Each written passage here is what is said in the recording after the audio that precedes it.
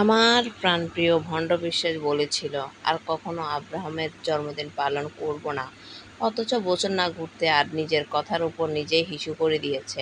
সে বলেছিল বাবা ছেলের ভালোবাসা, খুনসুটি বা সুন্দর মুহূর্ত ফেসবুকে পোস্ট করে মানুষকে দেখানো আমি পছন্দ করি না।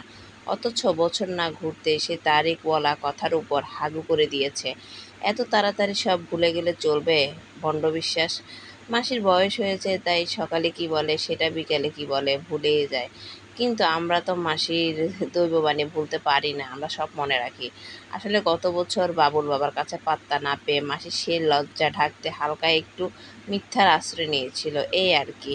কিন্তু যতই যাই হোক, বুবলিকে কপি না করলে তো মাসি আবার পেটে ভাত হজম হয় না, চলেই না। বুবলিকে কপি না করলে চলেই না, তাই তো বুবলির মতো করে সে একই জায়গায় নিজের ছেলেকে জন্মদিন পালন করলো।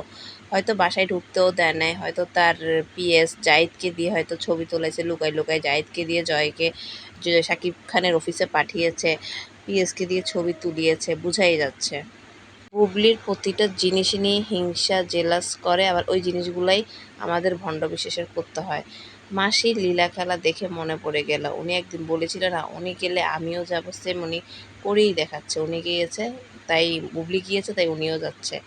বুবলি গত বছর ঠিক যা করেছিল এবছর ঠিক তেমনটাই অপু বিশ্বাস, আমার প্রাণপ্রিয় ভণ্ড বিশ্বাস, তাই করছে। ভালো হয়ে যাও ভণ্ড বিশ্বাস।